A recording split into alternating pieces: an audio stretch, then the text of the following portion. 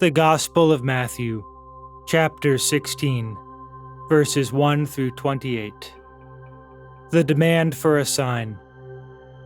And the Pharisees and Sadducees came, and to test him they asked him to show them a sign from heaven.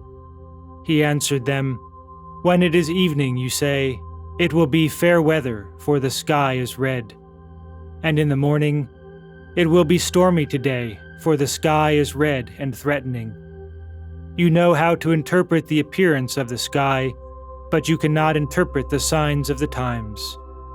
An evil and adulterous generation seeks for a sign, but no sign shall be given to it except the sign of Jonah."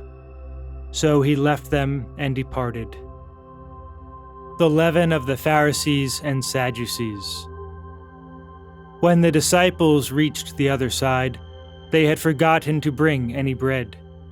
Jesus said to them, "Take heed and beware of the leaven of the Pharisees and Sadducees."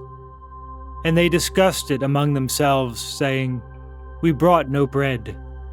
But Jesus, aware of this, said, "O men of little faith, why do you discuss among yourselves the fact that you have no bread? Do you not yet perceive? Do you not remember the 5 loaves of the 5,000, and how many baskets you gathered? Or the 7 loaves of the 4,000, and how many baskets you gathered? How is it that you fail to perceive that I did not speak about bread? Beware of the leaven of the Pharisees and Sadducees." Then they understood that he did not tell them to beware of the leaven of bread, but of the teaching of the Pharisees and Sadducees. Peter's declaration that Jesus is the Christ. Now when Jesus came into the district of Caesarea Philippi, he asked his disciples, "Who do men say that the Son of Man is?"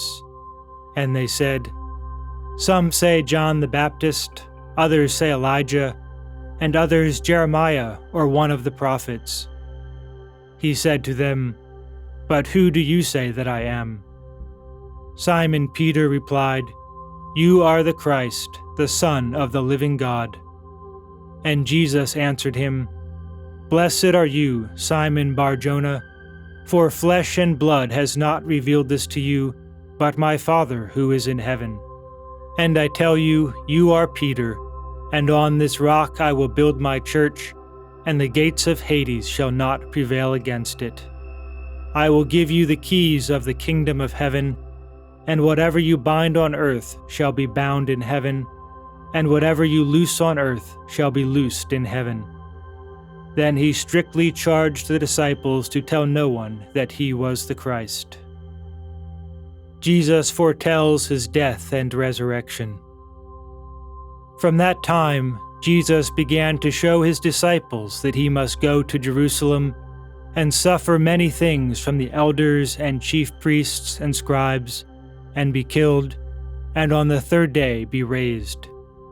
And Peter took him and began to rebuke him, saying, "God forbid, Lord, this shall never happen to you."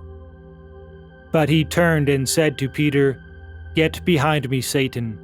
You are a hindrance to me, for you are not on the side of God, but of men." The cross and self-denial. Then Jesus told his disciples, "If any man would come after me, let him deny himself and take up his cross and follow me. For whoever would save his life will lose it, and whoever loses his life for my sake will find it. For what will it profit a man if he gains the whole world and forfeits his life? Or what shall a man give in return for his life?